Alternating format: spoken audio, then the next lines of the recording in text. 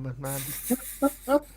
Nazi. Hello, everybody, and all the people in the distant parts of the internet and Canada. Um, so I'm here today with my panel and Stephen. Welcome for the first time, Cheers. and welcoming back Mr. Nobody. So Hi. today we're going to be talking about the Dominion War, and I have a question for all of you for later on, maybe. Is what do you? I personally don't think the Federation is going to end up very in a good spot after the Dominion War. I don't honestly think anybody was. Well, yeah, but I mean specifically. Well, they did kind of overextend themselves into an area of space that they normally had no business Okay, in. let's start off. So, who do you think was in the right beginning? Do you think the Dominion was right to basically aggress, or what? What do you think of the beginning of the Dominion War, e.g., the USS Odyssey and what they did? Well, what do you think, Favre? Lord. My issue is knowing the real motivations behind the Dominion's whole fucking deal. It's kind of Yeah. hard to say there was any justification there when you know why they really did it. I mean, the Federation I mean, their whole thing is, if you think about it, they go blindly into space, right? They don't into other aliens' territory, other species, and everything like that. They don't know. Let's say, for talk's sake, they're excavating planet Rybar 4 to them, right? Yeah. Meanwhile, to the Kalar, that's the birth ground of their god.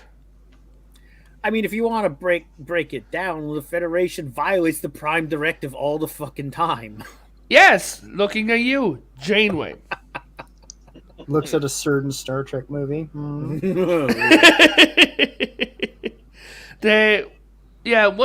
show, I forget what show it was. The Prime Directive is more of a guideline anyway. Is It is Barbosa a captain in Star Trek? Whoa. Yeah, he fucking should be. I think he'd be a good one. A Klingon Guidelines. captain, maybe. Yeah. Hey, son of a retro man, if you want to come up here, because I'm missing a guest, so if you want to come on, I'll drop the link in the chat just for son of a retro, because if anyone else comes on, you're all going bye-bye. Federation are full of hypocrites. That's They why. That is are- entirely true. Especially the Admiralty, I find. Yeah. Yeah, how many invasions have they all had? Now, this is something I find weird about the thing. There's not enough Vulcan admirals. Well, I guess that's kind of an interesting That's point. far too considering the logical. Considering that the Vulcans helped, build the Federation. Wait, we have Professor Brainy Spocks. Hey, buddy. It's a brainy Hey. spot. Hey, Professor. Hello. Professor meets Steven. Steven meet Professor. He's our ensign on loan from the USS Saratoga. Please make his night worse than it already is. All right, welcome, Stephen. Hello. Yeah. So, the beginnings of the Dominion War in, like, the Cold War as it was and everything, I still think it's the Federation's fault. What, for the Dominion War? Yeah. Well, I would The respectfully... reason... Go ahead. Okay, not, like, for instigating the entire war. The reason for it is that they went in blindly into another area. Mm-hmm. Right? Don't they But- always? Yeah, that's yeah. their issue. I'm surprised they haven't run into more wars. Because they're going blindly into star systems. Because, Specs, I was saying just before, they'll arrive at a star system, they'll pull up, they'll start excavating, like, oh, look at this uninhabited moon, it's got pretty crystals. And, but what they might not know is that might be the birthplace of some ancient god or something like that to a civilization. Hey, Time Prophet, I'd like to say welcome to the entire chat, to Daniel's Hot Topics, to Grill and Random Thoughts, Son of a Red Shirt, he'll be up in 2 minutes, and Bush and the Time Prophet. So yeah. So I'm Steve- going to say it outright. Yeah. One of the biggest problems is that the Federation is absolutely fucking shit at reconnaissance. it is. When do they ever actually scout ahead? Ever? They just kind Well. of barge into a place. Hold on, Admiral. Do we really know that? I mean, we really haven't really seen That's kind of my if they problem. do or though, they you know? don't. They never show us this. And you would think in DS9, this would have been a really prime place to show if they do. Did they even do any research before they got here? Hey Kai, your link is in the chat in your DMs. No, it's fucking not. My Christ. What? Well, Excuse me. I would. Sorry. say- I think there Stop was a technical chastising yourself, issue. Potato. We're having a conversation. I'm being a over moron. I'm being a moron. Kai, I apologize, buddy. I am so sorry. My God, I'm a boomer today. here. See, I hear So- you. I have issues with almost the entire Next Generation portion of Star Trek lore. There are so many fumbles and so many misguided episodes Yeah. that it gives you the impression that the Prime Directive is almost moot in many But cases. at the same time, if you look at the Next Generation, my God, that everyone was too happy. They were all like fluffing. Miss Muses, good to see you, Miss Martin hey, Muses. Hey, Miss Martin. Good to see you again. Yeah, Kai, it's in your DMs, buddy. So they have, my opinion, is the problem is the Next Generation Admiralty.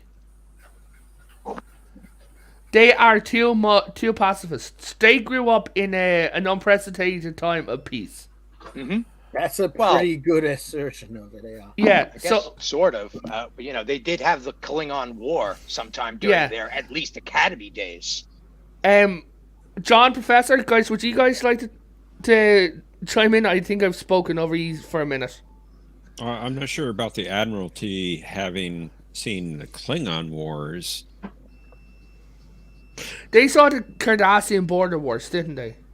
Yeah, Yeah. Yeah. that'd be more appropriate or more And accurate. there was the I whole should say. basic Cold War with the Romulans.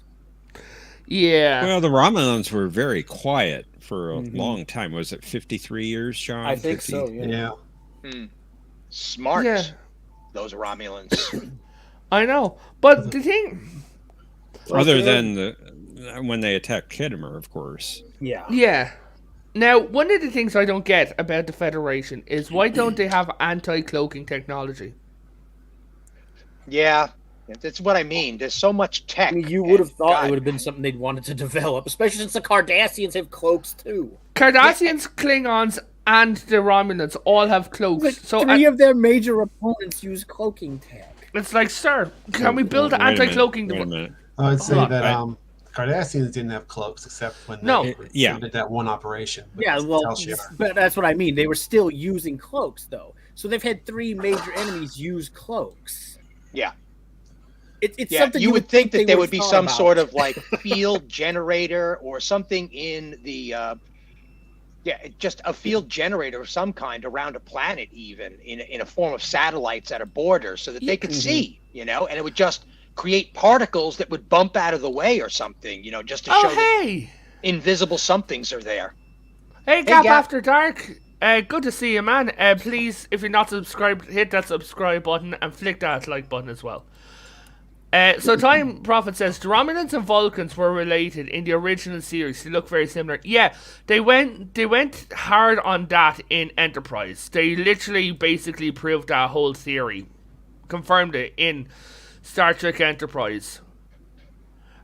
When Right. Well, there- That there was a Well- separation early on in their Yeah. logical period when they were converted. Next Generation showed that too. They did. There was thank you. So one of the things that one of my big problems with the Admiralty is they're too arrogant. Honestly. Well, they are in charge of a great portion of space, so I can Yeah, understand I that mean- the ego is well justified. Yeah. But I don't know. But when it comes to the Dominion War, some of the big issues is the Federation is huge, but the Federation is acting more like a group of nerds. Right? No, yeah, it's all into science. Well, Gorilla all- brought up part of the issue with the Federation in your chat. Well, that's The one of the things I Federation- want. Sorry, go ahead. No, go ahead. I was going to address the issue of the idea that it was the Federation's fault because they were violating Dominion territory, and I don't think they were violating Dominion territory. I've looked into this before. Going through the wormhole does not put you directly into Dominion space. There's a gap there that they've discussed in several episodes, but the Dominion was saying, no, you can't come in here at all. We're claiming everything, even though it wasn't all their territory. Yeah, they were antagonizing anyway. They wanted to be able to come into the Alpha Quadrant and Beta Quadrant regardless. So they were tempting and taunting. I'm just going to read this. The Federation caused the war because they kept violating the Dominion territory after being warned. They violated trade sanctions with Dominion members through the Ferengi. Yeah, but the thing is though. Oh, part 2. Posted on the edge of the Dominion War, they set up warships into Dominion territory to cut off members of the Dominion by mining their only route between the two. Yeah, that is kind of true, but the thing about it at the same time is the Ferengi weren't Federation members. So you couldn't say, oh, if they had issues with the Ferengi, you couldn't say, oh yeah, we're going to go to war with the Ferengi. I mean, like, because that's not a Federation war. Well, and you also have to look at it, whereas the female changeling was a massive opportunist. Yep. Yes. Anything she could cite as a reason for the war, she was going to bring up as fast as possible. And she made no bones about how much she disliked non-founding nations. Anyway, she doesn't like corporeal beings at all. She doesn't like them at all. They're pets at very best to her. I honestly, Professor and John, they both actually run 2 fantastic Star Trek channels. John here does a question. Professor Brain Specs does Question and Trek, and John here does Jep Nerdy. So that's their like nerd credentials. But guys, you two. Well, John not only does that, but he does great videos on Star Trek. He does, as well as other shows. Thank you. Yeah, but one of the things that I think personally, my headcanon is, do you remember when they said that there was a little marsupial race, an early member of the Vorta, who helped out a founder? Mm-hmm. I believe the female shapeshifter, the female founder, was that founder. Maybe, but I can't really cite anything for that. Do we have an understanding of their age and whether or not they are separate individual beings once they rejoin? So from what towards the end and with the Great Link, it's all said that they're all one giant being. They are the Great Link, but when they're separate, Dominion is essentially the anti-Federation. yeah. So the Federation is a united federation of planets, whereas the Dominion is one sole entity that is controlling what it believes to be lesser beings, because what you can control cannot hurt you. Right. So essentially, the Dominion War is the Federation against the anti-Federation. Right. Yeah. I'm going to answer a quick question here from Gap After Dark. Okay. How come there wasn't a wormhole to the Delta Quadrant? Oh, simple, because the one found just outside of Bajor was the only stable wormhole in the galaxy that they know of. Well, that's why it was such a tactical, such a tactical interest. It was literally the only stable means to travel between the two places. Yeah. So everybody wanted control of it. I'm going to ask you, the panel and the chat, a question. Do you think there's other wormholes? We just haven't found them? Well, it's entirely plausible. The show never really annotated how rare it was or if it ever happened before. Yeah, Yeah. well, didn't we Just get a a wormhole, clue as to didn't the Borg Yeah. have a wormhole assembly? They had a what is it? A Transwarp conduit? corridor. yeah, which is essentially wormhole drive. Hmm. Well, I don't think it's quite the same. No, it isn't. It isn't the same. Natural wormhole is a natural wormhole, but Well, they if you yeah. consider Picard canon to this, then yeah, there's Nope. more than one wormhole. I try not to Oh, consider well. Picard at all. I just said if. I'm sorry, but Bubba, tomorrow is getting blasted out of the planet into the center of Michael Burnham's snoot. Yikes. Well, that's fair. Now, Geek Hero, you played it well. You played it well. All the words were present that got you out of it. So, free card, don't go to jail, pass go. But yeah, they did find two. Grilla says they found two of them in the Delta Quadrant. One Bazaran wormhole, and there was a micro wormhole which took you back in time. And then Time Prophet here says transwarp. Why does it have to be transwarp? Why can't it be non-binary warp? Stop it. No. Biowarp.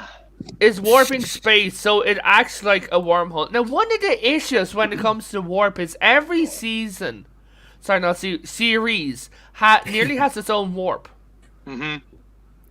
Yeah, that's like true, that- isn't it? Huh. It is. Like, we had the Next Generation movies warp. We had the Next Generation show warp, Voyager warp. Voyager, when it went to warp, seemed to elongate the ship and then, like, kind of snap it into speed. The Enterprise D kind of did that a little too, though. Yeah, It it did. did. Yeah. And I would say in DS9 also. Yeah, speaking about the Enterprise D, that, like, the big teeth, the big brave arm of the Federation, the Galaxy class, got bitched. Yep. Yeah, like, it didn't just get bitched. It got Wow. fucking. It needed a pregnancy test. That fucking thing got bodied, like, real It bad. did. Like, dear God. Like, that goes to show, yes, the Federation is powerful. In the Alpha and Beta quadrants, when they come up across an enemy who's like, haha, that's cute, honey, they're going to get, like, face stomped harder than anything. Like, don't The thing send is, too, a if you think cruiser. about it, yeah. You basically don't send a ferry up against a warship. Well, All the the other thing is, Galaxy too- class ship was a glorified. What are those big ferry things? cruise ship. The Cruise. ship, It was yeah. it was basically a glorified cruise ship in space. Well, if Yeah, you look at the crew yeah. complement, there was a bunch of families on it. Yep. Now Ridiculous. that makes the opening of DS9 very dark. Well, yeah. And every TNG battlegrounds. And Do you the thing remember? is with the Federation out there in general, if you consider even prior to the Dominion War, how much of a big deal it was when they'd come up against one or two of the Cardassian Baylor ship. Yeah. Or else when they came up against one the Derridax. Yeah. Like, the Federation, they were too lulled. They did not have the technology to stand up. They didn't even have planetary shields. Yeah, I need to bring up something, I'm afraid. Go ahead. I've read all of the Doc E. Smith Lensman books, and Okay. the shielding technology in Star Trek is embarrassing in comparison to what E. Smith had at hand at any one of their Yeah. Galaxy class vehicles. I mean, these things were traveling multiples of hundreds of thousands of the speed of light. Like, they were basically stepping around the speed of light every single book. It was, and shields were triple and quadruple layered all the way down to the deck plating. So it's Yeah, that's- bizarre that Star Trek is the way it is with shielding. It drives me crazy, actually. Honestly, if I was doing a Star Trek TV show, like doing a good one, I would show that, say for talk's sake, it opens up in the battle.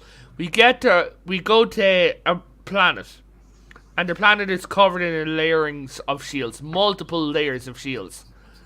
And there's home fleets at each of the member planets. We don't. The Federation don't have any of those. Like, how many times has Earth been attacked? Yeah, I know. Yeah. I know. And Oh, there's I this wanted whole to- thing. Go ahead. Sorry. I was going to say the thing is, the Galaxy class and that whole period of the Federation in general was born out of them basically being at peace for like 50 years. They were allies with the Klingons. The Romulans had basically disappeared from the galactic events. You had conflicts with people like the Cardassians, but they basically were no match for the Federation. It was more of an annoyance along the border. So the Federation is very overconfident. And honestly, that's why you could have people like Picard say, and early in TNG, that Starfleet wasn't a military organization. You know, that's obviously one of their main purposes. Yeah, hold on. Hey, Steven and Son of Richard, I just gave both of you guys wrenches. Ah, And lovely. Thank you. just feels like the Federation was so grossly unprepared and just had this ridiculous notion of how to do things. And it's from one show to another. Now, a lot of people don't like TOS because it's too old and they think it's a little too cheesy. But one thing I would point out immediately, transitionally between the original series Enterprise and Enterprise D in TNG, is there were no family members on the Enterprise. Right. It was No. all official crew, all essential personnel on this ship. And they Yeah. treated it like it was a ship that was out in deep space, but was expecting to have to fight at some point. Yep. No, yep. Time Prophet, you can have a spoon and you will like it. So Yeah, the I thing- completely agree with you, Farb. The Enterprise was a military class exploration vehicle in much the same way that the North Pole and South Pole explorers were. Yeah. Yeah. This was science and research and military backup only. And that's it. Son of a Red Shirt said he's been waiting for you to send him the link. Yes, but he forgot to remember one critical fact. I'm stupid.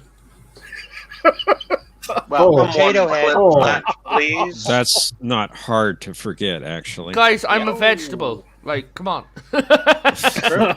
And Boba Fett at the same time. So, God. I think that's a Revan helmet. It's a Revan helmet, you fucking inbred swine. I guess so. Well, it's true. But here's so now they had the Borg. Oh, everyone! I would like to introduce you to Son of a Red Shart. Hail, sir. Greetings. Going into Hey. a wormhole. It kind of looks that way, don't it? Salutations. Hello there. No. Oh, sorry, wrong show. Can you hear me? Yep, Yes, we now we got can, you. buddy. Good to have Sorry you on, about man. that. Gentlemen, how are you this evening? Ready to talk some Trek? I see everybody's brought their A game. That's great. I love talking Star Trek with such a knowledgeable crowd. And I'm fantastic to finally have you on a topic that you actually know about. Hey, now, And Professor Brainy Specs, it's a colon exam. Oh, over here comes the pit. Oh my god. It's Professor, you're it. killing me Yeah, with you're that. doing healthy. God, I'm getting a little lost in there, actually. Yeah. Well, the positive part is that you have a clean bill of health. The bad part is the bill. Stop Yeah, that's the bad reminding part me of every the time. Doctor Who is dead. But here, Oh. okay, so Son of a Red Shirt. Well, Yeah, man. what points would you like to bring up? Because you've been here since the beginning. Well, I have. Just waiting patiently. In your poll today, you asked, "Is Cisco a war criminal?" Yes. And we got no 65, yes 35 so far. I did vote in the no camp.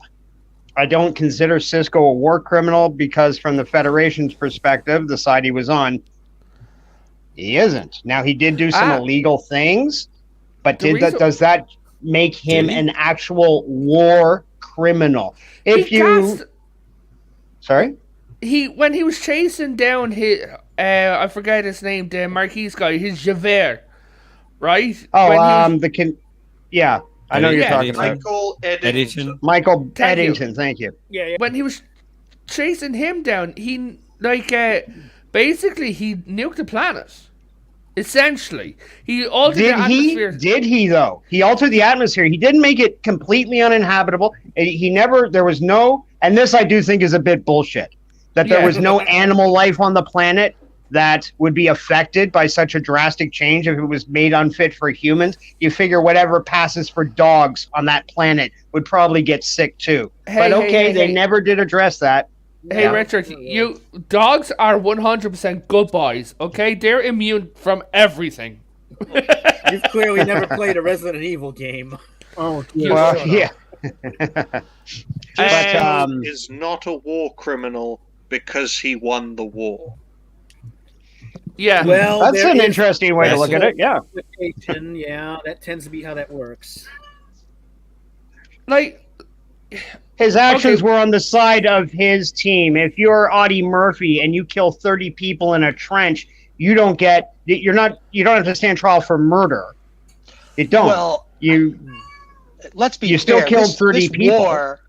This war not only stopped the founders from attacking the Alpha and Beta quadrants, but also ceased all operations currently oppressing the Gamma quadrant. Is it now? yes. On the other side of the wormhole. So, the actions during this course of war were for a hell of a lot more than ethical stakes. This wasn't about a dispute. If you think about the expanse Yes. of time of the Dominion War, it did a lot. Hold on. Sorry, Farver, don't mean to... Hey, Specs, can you change that? It's making me motion sick. Oh shit. Thank you, buddy. Go ahead, Farver. I was going to say, if you think about everyone it affected, like what he just pointed out about things on the other side of the wormhole, but on this side, it basically saved the Bajorans. When the Cardassians turned on the Dominion, it ended up saving them. And that was two entire societies, two entire cultures that were spared the expansionist fucking bullshit of the Dominion. So, I mean, if you want to look at it that way, he's actually partially responsible for a great deal of what the Federation would probably consider humanitarian causes. That is true, but at the same time, in the mirror darkly, what do you think of how he got... What? But he's so lovable. There you go. But He's such a cuddly Cisco bear. How could anybody stay mad at him when he puts on that face and he goes and he starts slapping around Garrick? Oh, he's adorable. He loves Wow. baseball. I God can't. bless. I can't say much. One of my favorite characters was Major Kira, and she was a murderous woman.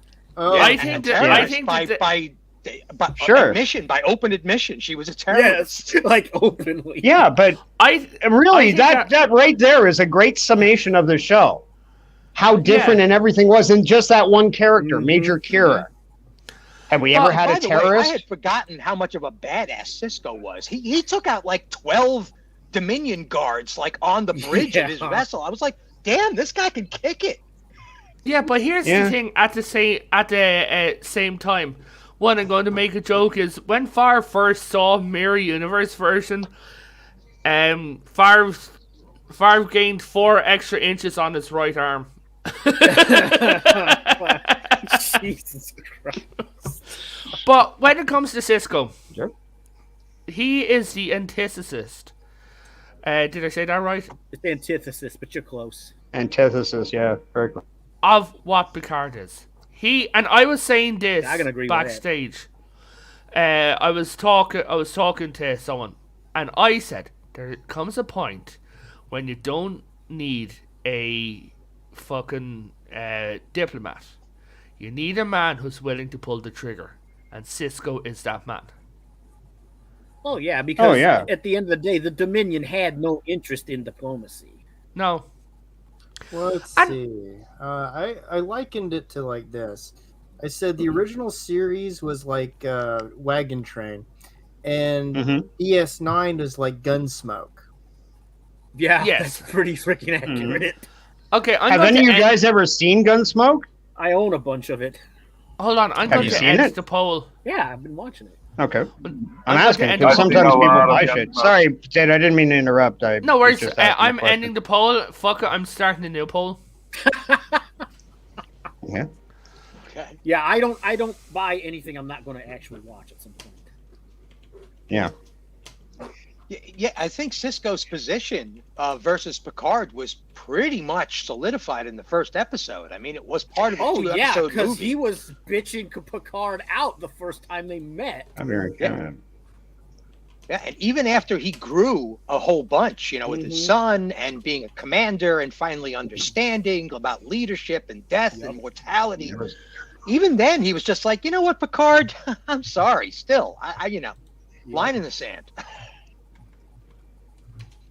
Apparently, I'm not allowed to swear. What? Come Not again? in the text, no. Yeah, in my pinned comment, I'm not allowed to swear. You bastards. So, Beep. so everyone, please go and answer the new poll. Thank you.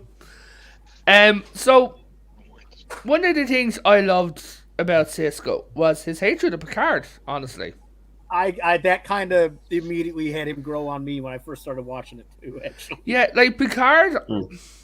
As much as I love Picard, like Picard, you guys know Picard's quite special to me. As much as I love Picard, I kind of found him to be arrogant. Incredibly so. And when Cisco basically said, "Hey dude, if I could Self-righteous. if I could punch you right now, I would." I think Like he That's punched also fair. you. Yeah. yeah. I am not Picard. Okay. I think Picard is an excellent diplomat, but I think Cisco is a better overall captain. Yes, very much so. I like But Riker here- better anyway. Okay. Bubba has no taste. Confirmed. Wow. My two favorite Star Trek characters are Riker and Chakotay. Well, that's different. Interesting. Coming right from a riot. Annie.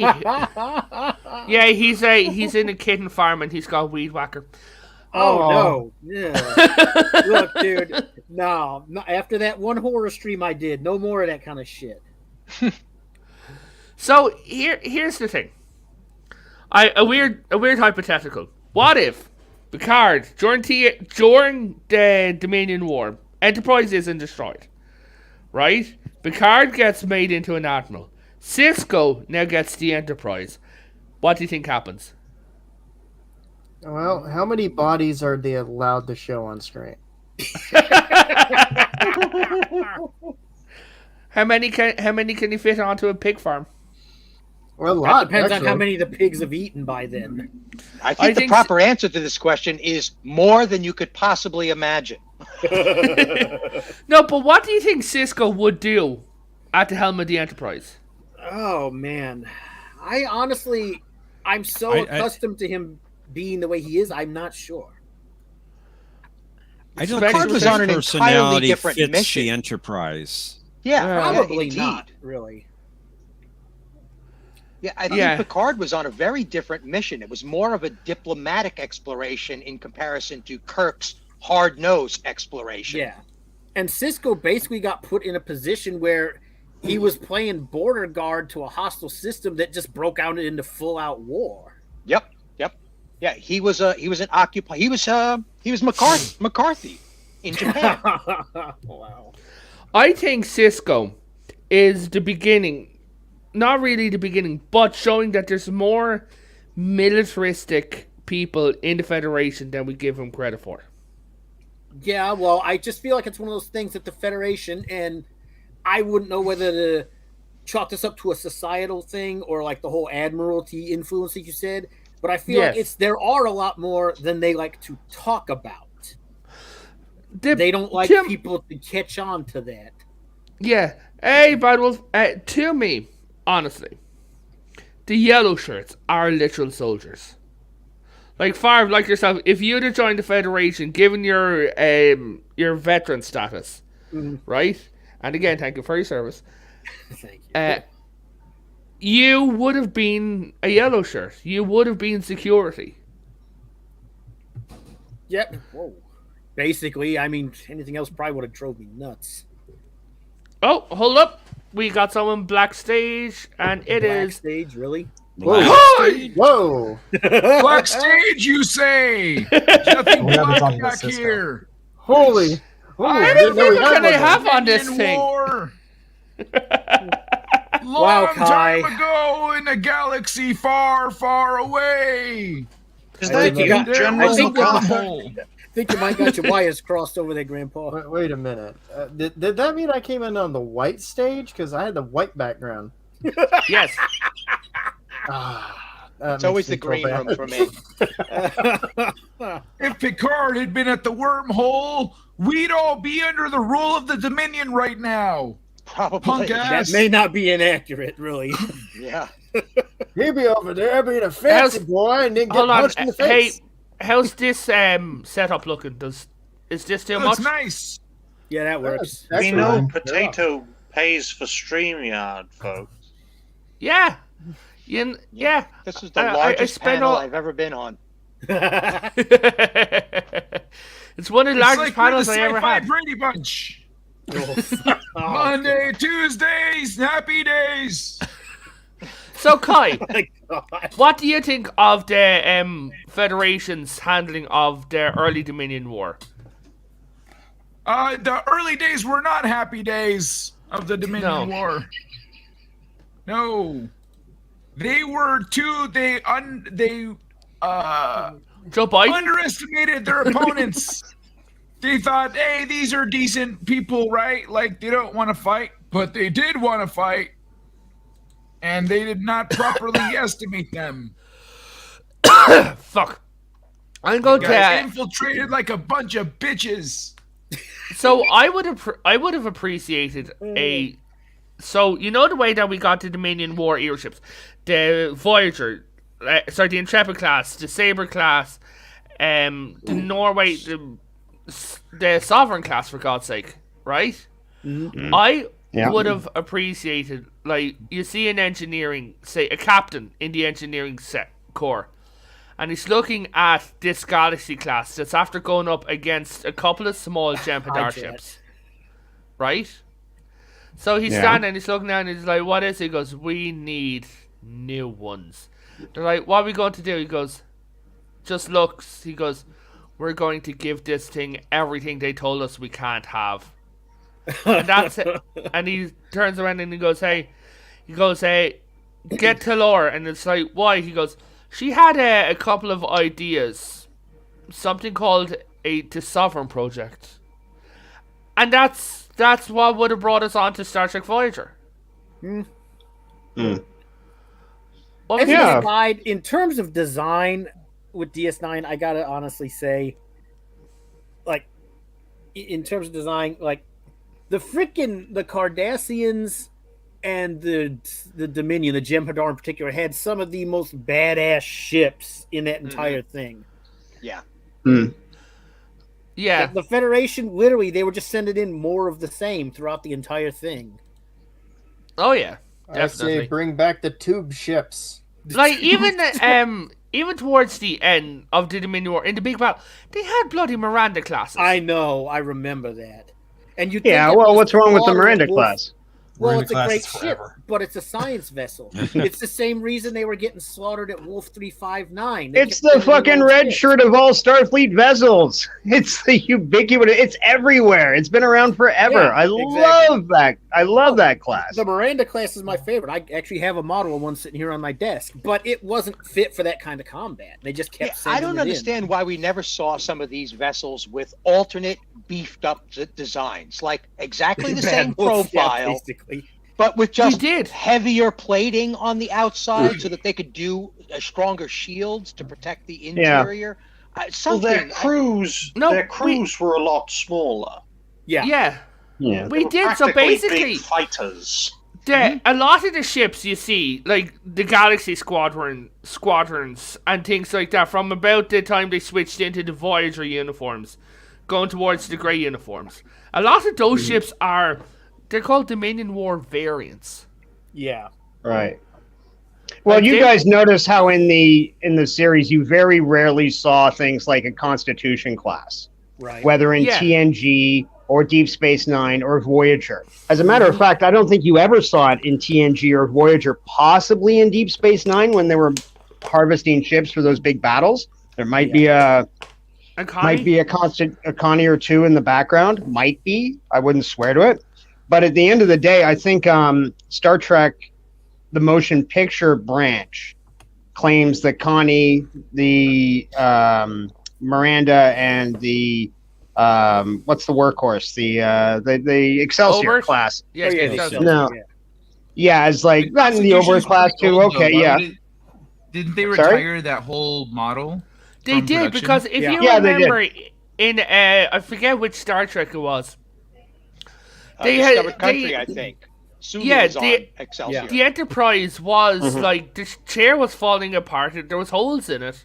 It was old as balls. Like about half the age that Yeah. Favre is. Fuck But- off, you. Yeah, that always left a bit of a bad taste in my mouth for a ship that was supposed to be brand new. Remember, because they got the Enterprise A at the end of what? Star Trek 3, The Undiscovered Country. Yeah. Sorry. Two, At the end of Star Trek 4, The Whales, The Voyage Home. Yeah. Right. okay, Yeah. They lost it in 3. They lost the original in 3, and we didn't see the A until Star Trek 4, the end of Star Trek 4.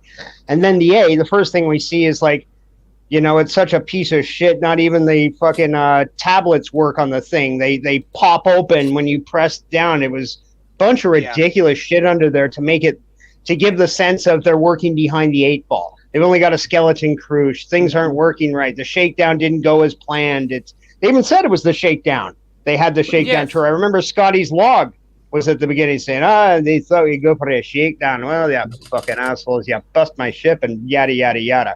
Well, it was a punishment. I'm sorry, I didn't- Essentially, gaining I that didn't- ship was a punishment. was a punishment. Well, maybe. I mean, it was the Yorktown, though. It wasn't a brand new ship. It wasn't a old ship. In my mind, there was no reason for it to be falling apart. I And one honestly, thing I will put out there, guys, quickly is remember, if you're thinking of naval vessels, Starfleet vessels, and we say, well, what naval vessel has a 60-year service career? Only the very rarest ones. Why is that? Because they entropy, they degrade, they salt water, the sea air. There's Yeah. none of that in space. No, that is true. There's no wear and tear on the vehicle, on the external part of the vehicle, other than the occasional little bit of flotsam that runs into it or something like that. I'm just saying the lifespan of those kind of vessels could be dramatically longer now that than we really give it credit for. I could actually agree with that, logistically speaking, because it would be a whole different deal, especially with the way they're supposed to make the hulls.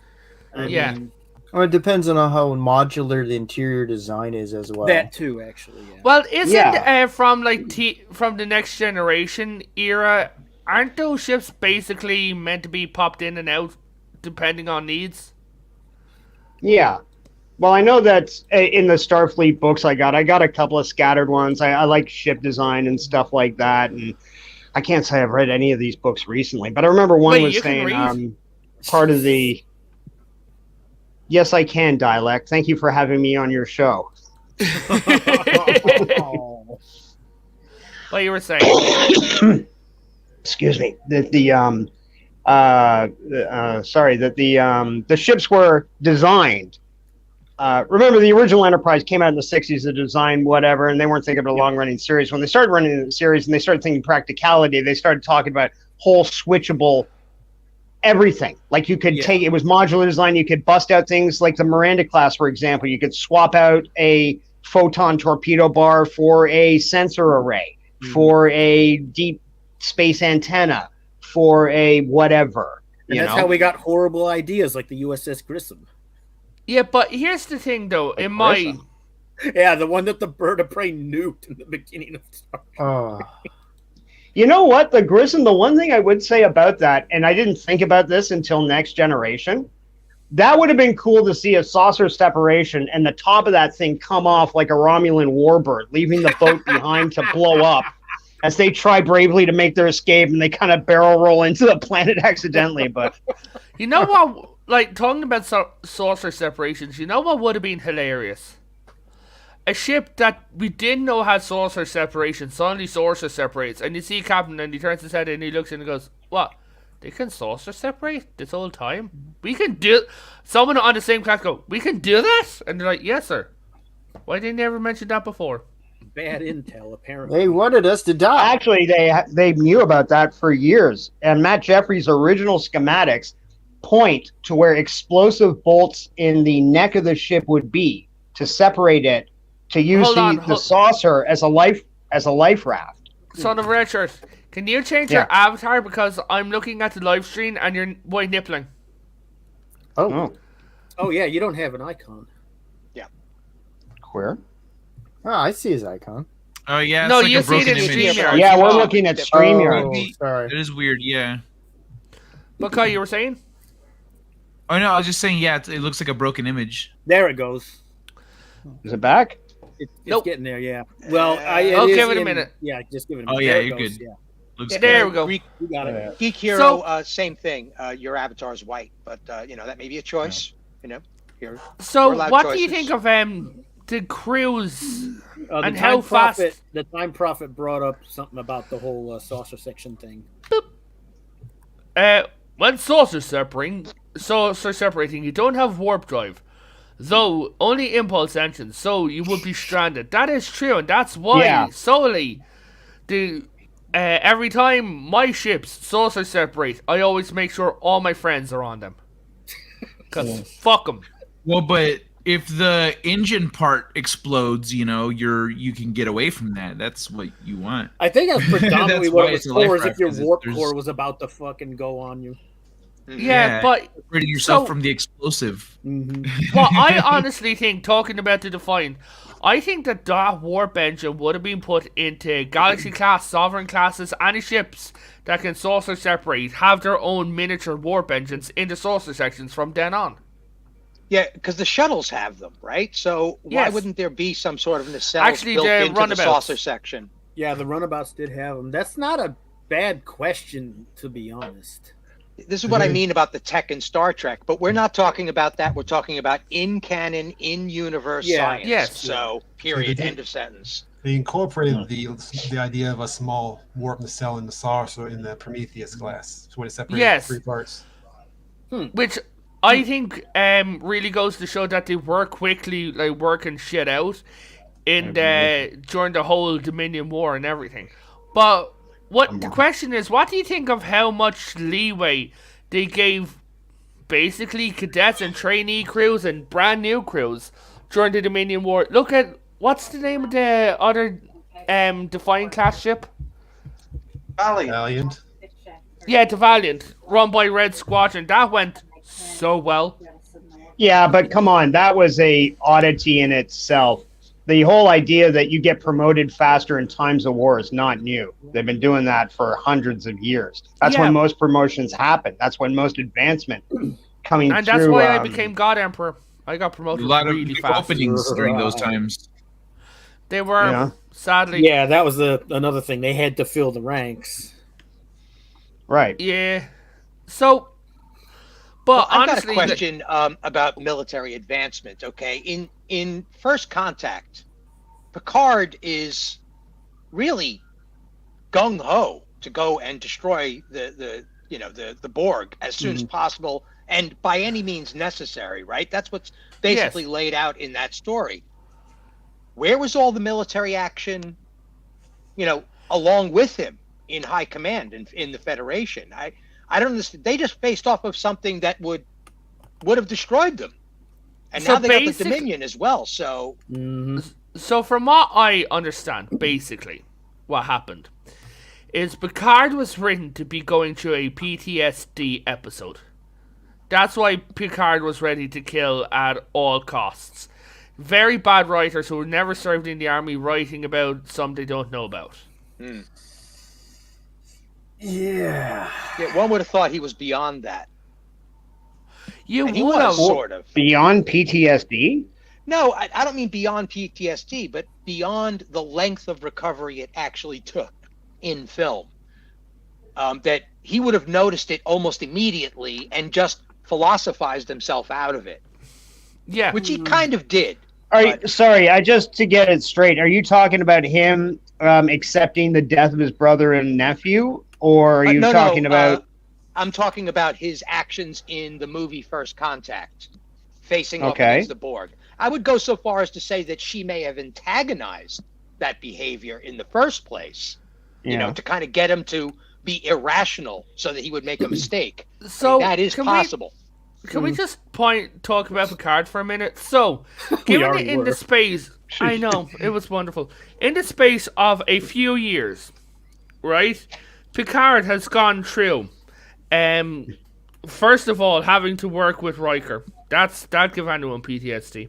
The second thing, he lost his brother, he lost his nephew, so that's family trauma. Okay?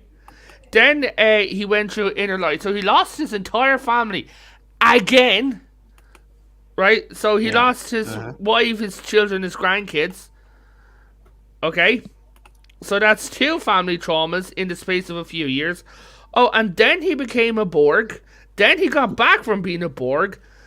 Then he fucking had to go to... Potato, I'm sorry, I got to interrupt you here because I know exactly where you're going with this, and I just want to say, yes, I agree with you. As much as he suffered, the Irishman Miles O'Brien suffered even more. I agree with you, buddy. Yes. Miles O'Brien suffered even more than... Now I'm never going to get back invited on his show. He's been waiting all night to share this observation. I mean, well, come on. He's seen himself die. He's replaced himself in his own life. I know. That's fucking ridiculous. It's like, oh no, through 20 he's years dead. in mind prison. I mean, O'Brien had to deal with Julian Bashir most of his career on DS9, though. That is true. But, Son of Retro, you're always welcome on, man. Yeah, I was just teasing, buddy. I couldn't help myself. But the thing is, it's like, in the space of 10 years, Picard has, like, gone through, Jesus Christ, the amount of traumas. And he's still allowed to be in service. You would have thought that Deanna Troi, who's the Federation's worst counselor, it'd be like, hey, Cap, sir, yeah? Listen, buddy, pal, friend, Baldy, you need to come and talk to me like yesterday. Right. And, you know, every 15 minutes thereafter. And, you know, she might have if she hadn't been so busy pinballing between Riker and Worf. Wow. Yeah. Well, you know, she learned that he can use his ridges in very interesting ways. Well, now I understand why Bush doesn't use the avatar he used to of Riker. He used to be an avid Riker, so... Now I understand, I think, why. You guys are vicious on Riker. But guys, do you... And I know that we're all Star Trek fans and TNG era Picard fans, but the question is, do you think Picard was compromised? Going into the Dominion War and Sovereign Class? I kind of think he was. I think he really needed to be pulled away from his command after all that shit. Mm-hmm. Well, but the thing is, would he have ever gotten the Enterprise again? I don't think so. So if, say for talk's sake, that I went through hell and Favre got the Enterprise and it's like, hey, you're the clean bill of hell, would I be given another Galaxy class, say another Sovereign class, or would I be given back the Enterprise? Well, I've got an interesting point along the same exact line. Would Picard have accepted the Enterprise with family on board, knowing what was out there? I would. That's a more relevant question. That, honestly, it is. Hey there, Josh Street. Don't forget, Deanna Troi is the worst helmsman of all time. Yeah. Also, John Street, fantastic avatar, Team Black. Wow. I mean, he would have actually insisted on a more deadly vessel to go on these kinds of missions because the Borg were still out there. In the comics, I know we're going there. In the comics, he's on an Odyssey class ship from Star Trek Online. That is a fucking deadly ship. Like, and I'm just there and I'm like, okay, so if I was Picard, we lost someone. Oh, we lost, yep. Who'd we lose? Son of a Red Shirt. Yeah, we lost Son of a Red Shirt. Hey, Lorenzo, good to see you, man. Son of a Red Shirt will be back. He loses his connection. He's on his phone. It overheats and that. Oh shit. Okay, well, I'll do it. So the thing is, with Picard, Riker, honestly, now I've heard people talking about the series of Picard that Riker's only a captain after being there for so long. But the fact is, I think Riker will never become an admiral. I don't think he had any interest in it. No, he was very career driven. The thing is, he wanted the Enterprise so much that he rejected like ship after ship after ship being given to him. I think that they're like, okay, if you're this indecisive becoming a captain, how indecisive will it be being an admiral? You ain't getting those pips, fucker. Also, for legal reasons, this stream is not for children. Piss off to bed. That should be on your channel description anyway. Mine is. It should be the banner at the bottom at least. Yeah. Piss off. Children don't watch my show, so I don't bother. Technically, everyone's a child to someone. Especially if they buy a Happy Meal. Oh, don't you mean an adult Happy Meal? You know what? It hurts me inside. Hey guys, sorry about that. No worries, man. I explained that you're on your phone and sometimes it goes glitchy. Fine. Cheers. Okay, so Son of a Richard, you didn't answer it yourself. Do you think that Picard, after all the traumas he went through in TNG, should have been left keep his command? I think he should have been forced to retire. I got to be honest, you roboted a little there for me. I'm so sorry. I don't know why I'm having connectivity issues tonight. Okay, so basically... But if I thought I heard what you said, you're saying that Picard went through a lot of PTSD through all the various missions he'd been on over the years. But how it relates to First Contact, I'm not sure I get. I'm sorry. No. I'm saying, do you think he should have been left to keep the rank of captain, keep being an active member and head of the Federation flagship? Or do you think he should have been forced to retire? You know what? I'm going to stand against the panel and say I agree with you. Mommy, it happened! Specs, what do you think, buddy? Professor? Did he fall asleep? Did we lose him? He's too busy professoring. I think he's dead. I highly doubt that. So John Street says, they should have promoted him to a desk job. John, buddy, what do you think? Let me put it this way. I'm going to put it this way because comparatively, this is the perfect example. They tried to shove James T. Kirk into a desk job admiral's position repeatedly. And Kirk went through even more shit than Picard did. What the fuck was their excuse in his case? UPN? Well, he's really good at polishing his head, so how could we put him in there? Well, you see, the danger is that he'll put his hands in his head, fall asleep, and give himself a concussion with all that head wax. No. I think it would have been interesting if they had bumped him down, because then we would have gotten a real good look at what the Federation looked like on screen, how it operated. We could have explored other vessels, gone into other science missions. It would have been an interesting move. Hey, it's Tim. Yeah. For production. Good to see you, Tim. But what they really should have done, and what should have been interesting, is near the end of TNG, leading into the Dominion War and everything like that, we hear that there's a new president who was a Federation admiral. Like a real hard-nosed military man, right? Mm-hmm. And you see this episode, and it's like Picard's there, and he's on the ship, and it's like, you hear, sir, we're getting an encrypted emergency communique from Starfleet Priority 1. And he's like, oh, and you see this captain or an admiral, whatever, sitting there, and he's like, hey, John Luke, and he's like, oh, hey, Ken, how's it going? Listen, the president's after calling the council together. He wants you taken off commission.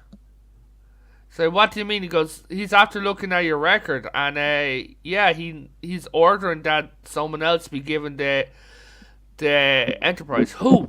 Jellicoe. My only problem with my own caveat. Bubba, Bubba, your microphone, man. You're coming in really badly. Ooh. Sorry, had to mute. Yikes. Okay. No, it's that we've got people on the panel and we've got people in the audience who have sensory issues and like migraine issues and things like that. So I'm really sensitive about noises with people. What? Your grain? Yeah. So Specs, what do you think? Do you think Picard should have been left in command? In command of what? After all of an omelet shop, the Enterprise, man. Let me try. So the discussion earlier, because we kind of lost you, was after, considering by the time they got to the Dominion War, right? After everything Picard had been through, the issues with the Borg, the clear issues of PTSD, do you really think it was viable that he should have been left in command of a ship by that time? Well, we didn't see the Enterprise much involved with the Dominion War. They were still mainly on exploratory missions, and I think Starfleet was still involved with that, and yeah, they would need captains like Picard. Yeah, but the thing is, I'm not that captains like Picard, but I'm talking about like Picard's in the period of 10 years has lost his brother. He's gone trapped on many more planets. He's had to put up with Riker. He's gone You had through to put up with Riker. Yeah. He's gone through an entire family situation where he had wife, kids, everything like that stripped away from him. That would have caused another round of PTSD. He became a Borg, got back from being a Borg in the period of 10 years. Oh, and then he went into the fucking Nexus. Like, fucking, I mean, that's a great resume for the Enterprise Z right there.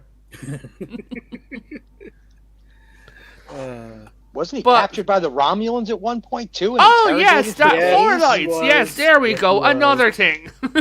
There are only 4 lights. Well, Cardassians anyway.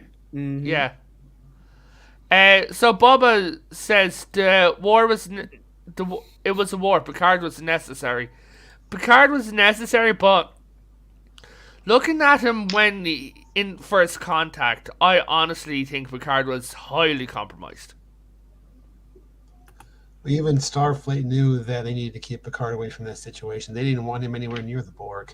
Yeah, but I think also explains why during the Dominion War you didn't see the Enterprise involved in combat. As far as we can tell, they were on basically diplomatic missions. Probably trying to keep him far away from that kind of conflict. So in a way, they shelved him anyways. And they needed someone who's a little nuts. Yeah, his name was Cisco. Brad Wolf brought up an interesting statement. He said, honestly, I think Picard should have been forced to teach at the academy, pass on his skills without risking him going off while in actual command of a ship. Yeah. Like, it would have... Okay, instead of Generations, you know what may have been good? Like, get rid of Patrick Stewart. Right? But the thing is, it's like, have... Patrick gets promoted and he's gone. Whatever you want. He's teaching at the academy. He's gone somewhere, right? Now you have to deal with Riker getting a brand new captain, and Generation should have been the new generations of crew joining the Enterprise in positions of older crew members, and the dealing of the TNG while dealing with the old crew versus the new crew in the Dominion War. And the Enterprise should have been taken out, saving a load of people from the Jem'Hadar. Are we openly discussing alternate universes in Star Trek right now? Yeah. Welcome to my stream. Excellent. Okay, good. This happens. I'm all up for it, guys, because that's great. I barely need to know about Star Trek to be able to do this. Awesome. So yeah. But what would you think of that instead? When I saw Worf in charge of a command during combat, I'm like, why wasn't this guy a captain during TNG? I mean, why wasn't he like in alternate episodes where they'd bump? He was eager to be a commander, and he was good at it. I love. I honestly think I think the reason why is because the top brass and the long-lived species, the different ones who are in command, they are really, really weary because they remember Kittimer. They remember the it's Klingon War. racist. Hey, Josh. Yeah, Street, pretty much. Josh Street. Technically, that's what happened, but then Riker crashed it immediately. Yeah, he's like, I'm the captain. I was captain for a whole 8 minutes. It would have been so funny if in Generations at the end, Picard just walked around, looked around at the wreckage, and looked at Riker and said, "Great job." How long were you the captain of the ship? Yes, sir. Yeah. Beam us up because we're not lifting off, are we? No, sir. Exactly. Wow. Also, and this is going to sound stupid. So, my friend Danny was watching Generations. He's new into Star Trek. And he said that the most unrealistic thing about all of Generations was that Spock survived in a basket. The cat survived that impact in a basket. Yeah, I have no words. I don't know. Yo, cats are magical. Like, You're high. there'll be a whole tornado, Can be. a skyscraper falls down, and then out from the rubble comes a kitten. A freaking bow on Don't its forget head. the impossibility Clean. drive, right? Impossibility. I Whatever just the hell watched it's my called from- entire family die, and this cat's still alive. Damn it! We should have recruited cats. Yeah, that and the toast always falls on the butter side. Oh, jeez. It's like one of the oldest memes in human history that cats have 9 lives. Like, they always come out of, like, how did that cat survive that? It's a cat. That's how it survived. I saw one meme, Kai, that said cats have 9 lives unless you throw them into a wood chipper.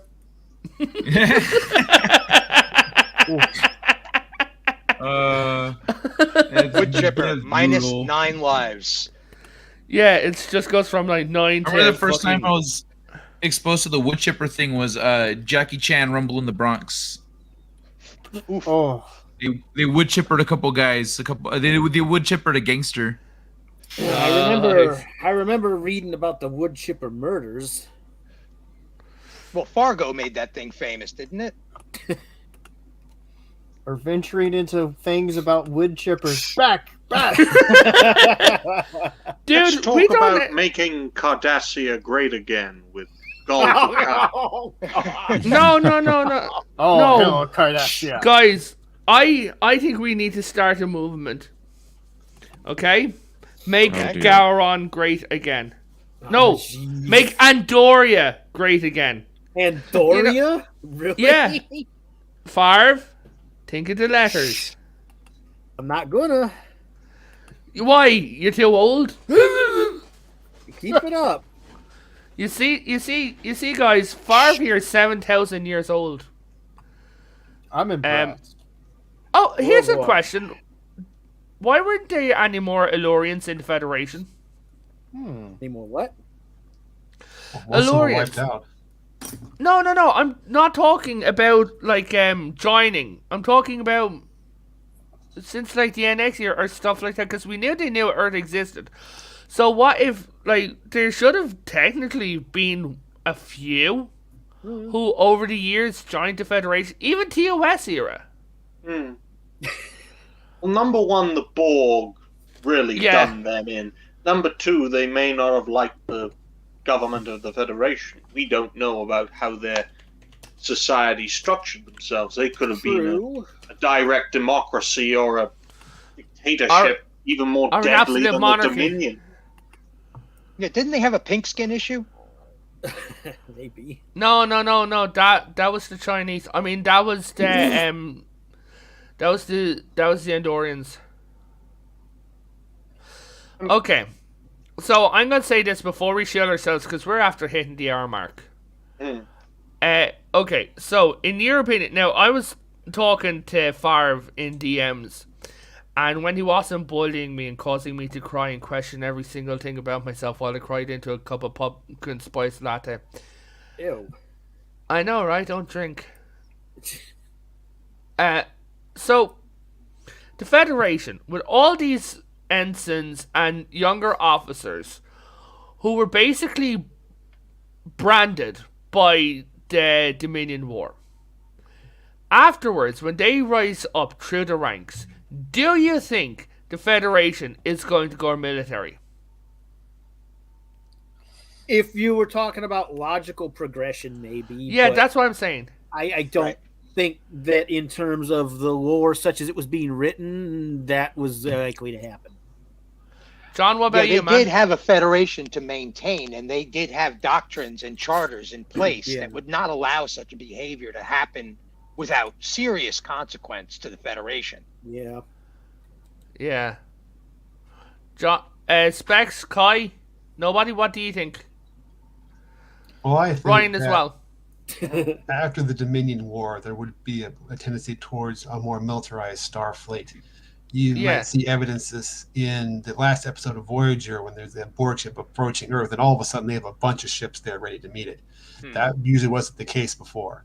So I think the Starfleet's gone under a bit of a change due to the conflicts they've been through. So I think we see that kind of thing happening. Okay.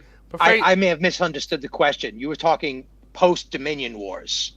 Yes. Yeah. Okay. Yeah. No. Then I agree. Yeah. They would by almost by decree across the Federation, they would have said, "You guys need to militarize immediately. We're in danger here." So yeah. Yeah, I think they would have started pumping out Sovereign classes and Intrepid classes and Steam Runners and Akiras. I think at that point they needed to honestly start researching more advanced warships. Yeah, but I'm just talking about like to get them by. Yeah. Because we saw like a few years later they had the Odyssey class, so they were working on stuff. But Specs, the one from Voyager? No, that's the one from Star Trek Online. Okay. Yeah, in don't Voyager take we saw much some of their stock in experimental that. ships too. Yeah. I think that they would have been in the Odyssey program. See, anything from Star Trek Online that's just in Star Trek Online. No, that's it's beta in the canon. comic. That's beta canon. You No, can't it's in go the by comic that. book of Picard. I don't care about the Card. comic book. Picard, really? I know. Well, they even word. they even made that non-canon. Wait, they even made the fucking comics non-canon? Yeah. Oh Christ! They can't even keep up with their own. Gentlemen. No, they can't. Gentlemen. Yeah. Two We're words. trying, man. What, Ryan? The future of the Federation will be described in 2 words. For me, civil war. Yeah. Between the old ways of peace and exploration and the new ways, which would be militarization, because the Borg were crippled with the destruction of the Transwarp Corridor, one of its main corridors. The Dominion has been brought down a peg or two. The Cardassians and the Klingons have their own problems. The Romulans, after a brief challenge of the Federation, are being put down a peg or two. Potentially the Breen. You never know with them because the Breen were conniving little bastards, so they could have pulled a great deal of shit. Federation will Never get so turn your big back on a Breen. that it fights itself. Exactly. And we They're could have into a civil war. That's But plausible, actually. Here's the question about the Civil War. Let's say, do you think it'd be an outright ship versus ship civil war, or would it be a political civil war? Both, eventually. Yeah. Yeah. And I think that would be an interesting twist, especially given the times we're living in, folks, where our respective countries are sort of split in two between 2 factions. It would be a good way of highlighting our differences and with a civil war type story, bring us back together in a healed fashion. And then a new enemy comes along. Perhaps the Borg put themselves back together again. I have a weird... That's giving me a weird idea of how he could start off the Civil War. Literally have a coup. A successful coup.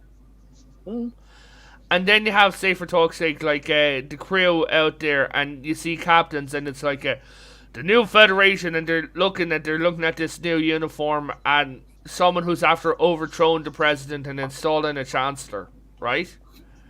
Like And the Federation versus the Terran Empire. Yeah, and they're standing there and they're looking, and some of the captains are like, "Get us home. We're We'll go home, and the other captains are like, "Get us out of here. Bring us to DS9."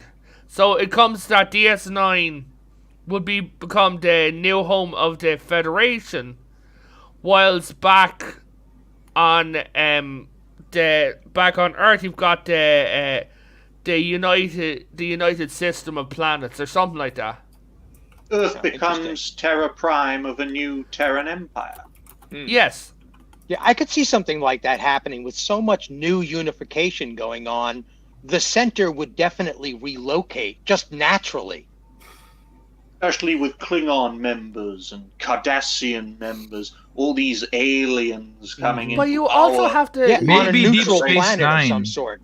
Yeah. Yeah. Maybe Deep Space Nine would become our last best hope for peace. That would be great. Nice. Have I have I thought about bringing out a Thank toy where you can build your own potato Revan and stick? Yeah, it's called Mr. Potato Head, dick. Wow. But here's Such the a thing, charming host. He's so sweet. I know. I'm so lovable. I'm violently adorable. Cuddly and so- fluffy.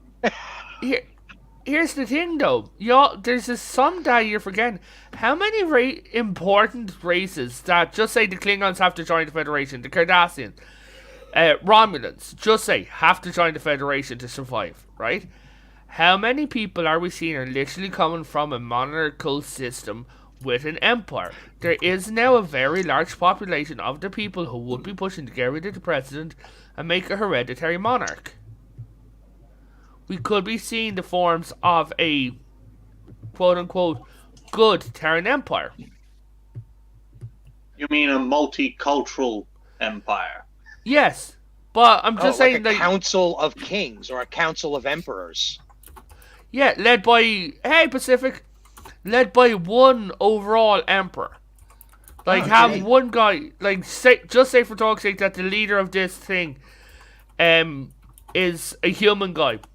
Let's say the descendant of Kirk. He had a bastard because, Kirk screwed everything that moved, right? Well, all puns intended. This is getting awfully spicy. Yes.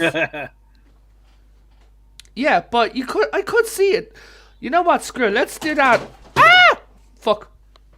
I did not fall over. I knocked my controller and it hit my ankle. Oh, jeez. I could see the Well, don't do that, Revan. I could see Deanna Troy's species suddenly forming a community of mothers trying to nurture a new line to become the ultimate emperor in the near As long as future. they're not around the same age as her mother, because then they'll be trying to nurture motherhood another way. You Yeah, know well, that's who? true. You know what race might be a bit worrying to have as emperor? An Elorian. You've got to remind me who Race this of listeners. who is the Elorians again? The Elorians are Guinan's race.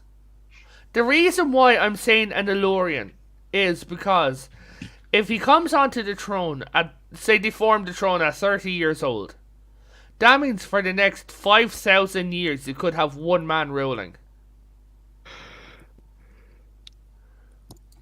Peace and Yeah, stability don't- to my new empire. I don't see that lasting. Yeah, but guys, we've gone well over my my time, and we're going to wrap it up here. Okay, so we're going to go from Time. Ryan and head over the way, and then go down to Specs and head over the way. Okay, so Ryan, would you like to show yourself, buddy? Well, ladies and gentlemen, thank you very much for watching this episode of Potato Revan's live stream on the Dominion War and all things Star Trek. I hope you enjoyed this live stream. Please like, share, and subscribe to Potato Revan and everyone else here, including myself. And until next time, bye for now. Farv. Hey guys, I got a channel here on YouTube called Favithian Guard. It's spelled like he probably has the link in there somewhere anyway. But It'll be also in the in chat. the description. Yeah, in the description. I do a lot of game streams on there. I have some raw game recording footage that I pop on there occasionally. I'm doing some horror games on and off throughout this month, along with my usual Guild Wars streams on Thursday. And I have my book linked on most of my videos. If you want to check that out, it's over on Amazon. It's called The Favithia Chronicle. It's a fantasy novel, and that's all I got. And God. Okay, Steven, would you like to shill? Yes, my name is Stephen Ransom. You can find me on Twitter by the same handle or at Bluff and Ransom. I'm going to be in Black Phillip's show later on tonight. That should be about in the next couple hours. We're going to be getting into some horror icons and discussing which ones are some of our favorites. So definitely join the chat on that. And tomorrow I'll be with PJ Maybe, noon Pacific. And 8 p.m. UK time, GMT. We're going to be just Let's Talk Geeky on PJ Maybe's channel and just showing pictures of what we recently purchased and talking geeky talk, for about 2 hours or so. And then I'm going to be doing a Ghost in the Shell stream with Raquel, SS. Fantastic. Tell Raquel I said hi. She's a squish. I will, and we're going to be doing it with Dalek. They've never seen Ghost in the Shell, the original movie. We're going to be watching it ahead of time and discussing it afterwards. So that's still a little penciled in, but I'm pretty sure we're going to do it. That reminds me, as a quick aside, Revan, are you interested in me, maybe if I can get you and one or two other people back together to look at a couple of anime and do that on your channel at some point? I don't care. Yeah, I'm all up for anime. Hold on, Farv, is it a group I used to be part of? No. Because I know you don't want to deal with that, so no. Yeah, okay. No, I'm all up for anime, because I was trying to get into anime. I need to actually sit you down and watch the 8th MS Team. You've heard me talk about it, you ain't never seen it. I'm and sure. John, how about you? Yeah, John, go ahead. Thank you for having me on the panel. As has been mentioned before, on Saturday nights on my channel, I do a Star Trek themed Jeopardy with a board designed by Professor Brady Specs. We take contestants from the audience. If you'd like to test your Star Trek trivia knowledge against other nerds, please come check us out. Yeah, I've actually been on it, and some of the questions are really fantastic. If you want to test out your Star Trek knowledge. He literally had a button panel one time, and it's oh yeah, this is from Star Trek 3. And I'm like, how bloody hell did he come up with that one? It's intriguing, but I won't dare do it because whenever I need to remember something, I get it mixed up. Yeah, I get you. Professor Brainy Specs, buddy, you want to show yourself? Well, I am the Professor Brainy Specs, and I'm on John's channel Saturday nights, as he's just mentioned, for Jeopardy. And I want to just mention that John does great videos on the side to that as well. So do check out his channel. He does great Star Trek videos, also Sequest, and some other shows as well. So do check out John's other content. But I'm also on Sundays at 4:30 Eastern Time. For A Question of Trek. It's another trivia show. We do have people that come on sometimes from the chat. If you'd like to be on, we'd like to get people scheduled in advance. So get a hold of Continuum Trek on Twitter, and we can get you scheduled to be on a show. But it's a lot of fun, a lot of banter, a lot of jokes. I think people come more for that than the actual Star Trek trivia. We have such a great time. So do check us out. Sundays, 4:30 p.m. Eastern Time. Also, go and check out this guy right here, the Time Prophet. He's a good guy. He makes great videos and everything. Go check him out. Okay. Heyo. Would you like to show yourself?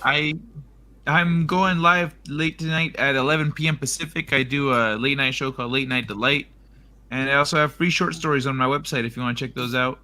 The latest one is called Bunker Buddies. It's about a guy who wakes up in a bunker at the end of the world. Nice. At least he's got a buddy. A great guy. Thank you. So, Bubba's having mic issues. Nobody. Is there anyone you want to show? Well, I like long walks on the beach. My spirit animal is Alex Jones, and let me tell you right there. Why are you not subscribed to these incredibly attractive and intelligent channels, including Geek Hero Bubba, a fantastic man with a terrible microphone? You should definitely watch the show right now. I tell you, if you watch any of these, they will immediately give you multiple inches. Where? I don't know. Your toe? Could be. But I'm going to tell you right now, that you should subscribe because definitely you will get extra life points from there. Thank you, Al. Thank you, and thank you everyone for joining. Stephen, you have an open ticket to come back anytime you want. Cheers, sir. Thank you very much. Everyone does. It's how I run. It's how I do. Because we all have to help each other grow. So everyone, I'd like to thank the channel. I'd like to thank the official Dave's Travels in Time. I'd like to thank absolutely everyone. Everyone have a fantastic time. Thanks for coming in. Thanks for doing everything. Good night. God bless, and be awesome.